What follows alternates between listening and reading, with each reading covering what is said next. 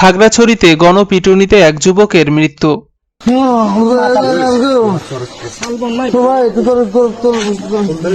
খাগড়াছড়ি থেকে ফারহানা আক্তারের পাঠানো তথ্যচিত্রে বিস্তারিত জানাচ্ছি মাসুম বিল্লাহ।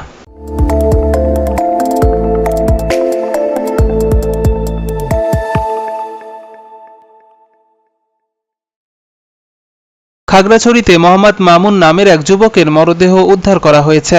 গণপিটুনিতে তার মৃত্যু হয়েছে এমনটাই ধারণা করছেন এলাকাবাসী।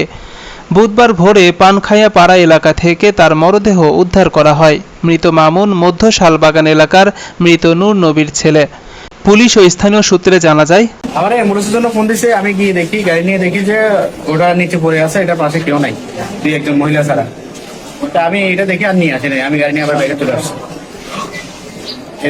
ওখান থেকে ফোন দিয়েছিল আপনাকে? ওখান থেকে আমাকে ফোন দিয়েছিল, ফোন দেওয়ার পর বলছিল একটা রুগী নিয়ে যেতে হবে ইমার্জেন্সি আসার জন্য। আমি গেছি, যাই দেখেছি ওটা শুয়ে আছে আর তিনজনের মতো মহিলা হবে পাশে দাঁড়িয়ে আছে, একটু দূরত্ব বজায়, আর একটা বাইক আছে ওইখানে। এটা কয়টার দিকে ঘটনা? 4:20। কোন জায়গায় এটা? এটা এই যে মধুপুরে। কি হয়েছে কি জানছেন আপনারা? আমার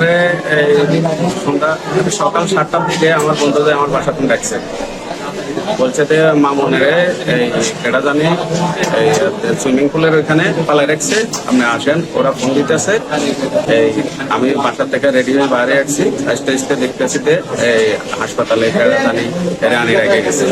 তো ফোন পাই, আমার পার্শ্ববর্তী দোকানদার ফোন দিছে আমাকে, ফোন পাই আমি হাসপাতালে আসে দেখতেছি যে এই অবস্থা।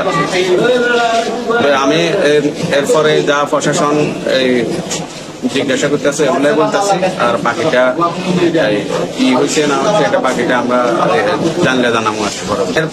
আমার দোকানের পাশে একটা ফার্নিচারের দোকান আছে, হ্যাঁ, এই দোকানেই মূলত আমার দোকানে কাজ করতো,